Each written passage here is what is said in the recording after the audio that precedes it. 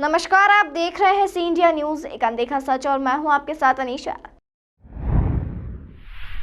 उज्जैन से 7 बार के पूर्व सांसद Satyanarayan Jatiya state press club में आयोजित रूबरू कार्यक्रम में शामिल हुए, जहां पत्रकारों के सवालों के जवाब अपने अंदाज में दिए। दरअसल उनके लंबे अनुभव को देखते हुए प्रधानमंत्री नरेंद्र मोदी द्वारा चुनाव समिति व संसदीय बोर्ड में उन्हें शामिल किया गया है। संसदीय सदस्य को लेकर जटिया ने कहा कि पार्टी के वरिष्ठ लोगों ने मेरे 50 साल से सक्रिय राजनीति के अनुभव को देखते हुए मुझे संसदीय बोर्ड का सदस्य बनाया है। जिस तरह से खेल में खिलाड़ी की पोजीशन समय समय पर बदलती है, वैसे ही राजनीति में हमारी पोजीशन भी बदल दी जाती है। 75 वर्ष का नियम बीजेपी में कभी था ही नहीं, उसे तो बेवजह चर्चा का विषय बना दिया गया। जिस तरह दिवाली की सफाई में अनमोल वस्तुओं को अलग सहेज कर रख दिया जाता है ताकि वक्त पड़ने पर उनका उपयोग किया जा सके, उसी तरह पार्टी भी अपने नेताओं का सही समय पर सही जगह इस्तेमाल करती है। ये कहना है वरिष्ठ नेता और बीजेपी संसदीय बोर्ड व केंद्रीय चुनाव समिति के सदस्य सत्यनारायण जटिया का। वे स्टेट प्रेस क्लब के मंच पर पत्रकारों से चर्चा कर रहे थे। वहीं गुजरात चुनाव में आम आदमी पार्टी की सक्रियता को लेकर पूछे गए सवाल पर उन्होंने कहा कि गुजरात चुनाव मुकाबला नहीं, ये प्रतिस्पर्धा है। जिसकी पहुंच होगी वो विजेता बनेगा। हालांकि उन्होंने गुजरात में भाजपा की जीत को सुनिश्चित बताते हुए कहा कि गुजरात चुनाव की तुलना पंजाब से नहीं की जा सकती।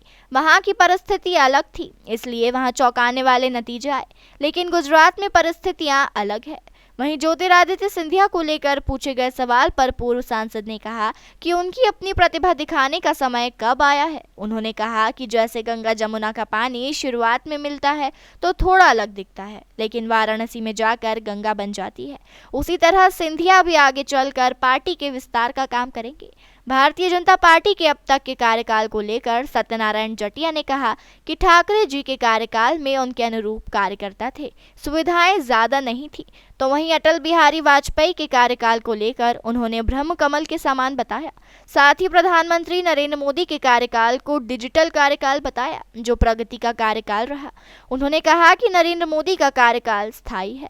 राहुल गांधी की यात्रा को लेकर उन्होंने कहा कि अपनी पार्टी के विकास के लिए यदि कांग्रेस कुछ काम करती है तो सही है, लेकिन राहुल गांधी की भारत जोड़ो यात्रा से किसी को फर्क नहीं पड़ेगा, खासकर भाजपा को खतरा किसी से नहीं। वहीं महाकाल लोक के लोकार्पण को लेकर उन्होंने कहा कि उज्जैन महाकाल मंदिर 100 साल पहले अलग था, उस समय की व्यवस्थाएं अलग थी, लेकिन परिवर्तन तो लगा रहता है। प्रधानमंत्री नरेंद्र मोदी ने उज्जैन में महाकाल मंदिर में भक्तों के लिए सुविधा का विस्तार किया है।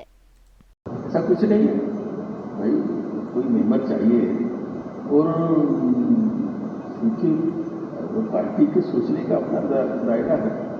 पार्टी के जो लोग, जो पदाधिकारी हैं, वरिष्ठ लोग हैं, जिनको दायित्व है, वो सोचते हैं कि भाई किसको लेना चाहिए। अब मुझे 50 साल सक्रिय राजनीति की 72 में पहला चुनाव था भारतीय जनसंघ संगठन का, और 2022 में गए, तो पूरे 50 साल सक्रिय राजनीति में, आज मध्य प्रदेश में सक्रिय राजनीति में भारतीय जनता पार्टी के कार्यकर्ता के नाते से मेरा जो अनुभव रहा है उसको देखते हुए मनुष्य में सब प्रकार के गुणों का समावेश है, ठीक है ना। और राजनीति तो एक तरह से प्रतिस्पर्धा ही है।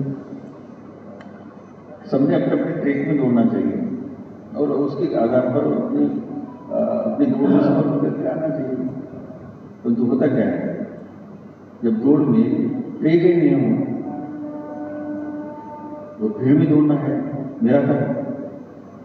जब मैराथन होगा तो देखो मुकाबला नहीं है,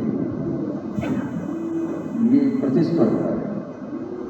तो प्रतिस्पर्धा में जो आगे जाएगा जीत है। मुकाबला तो ये होता है कि हमने मोर्चा मान करके रखा है, मोर्चा नहीं होता है। प्रतिस्पर्धा है जिसका ज़्यादा काम होगा, जिसकी लोकप्रियता ज़्यादा होगी, जिसकी पहुंच ज़्यादा होगी। और मैं गुजरात में 1975 में पहले चुनाव में गया, पहली बार, जब चिमनभाई की सरकार हुआ करती। तब से लेकर के गुजरात के चुनाव के बारे में मेरी जानकारी है, वो निरंतरता में, चाहे जामनगर हो, चाहे राजकोट हो, चाहे सुरेंद्रनगर हो, चाहे जूनागढ़ हो, तो ये चाहे पूरा सौराष्ट्र हो, तो ऐसा है इसलिए ये जो आप लोग कह रहे हैं ना, गुजरात में एक जो प्रवाह चला है और गुजरात में जो विजय का अभियान चला है वो रुकेगा नहीं। भारतीय जनता पार्टी की सुनिश्चित विजय है। तमाम खबरों के लिए जुड़े रहिए हमारे साथ और देखते रहिए सी इंडिया न्यूज़, एक अनदेखा सच।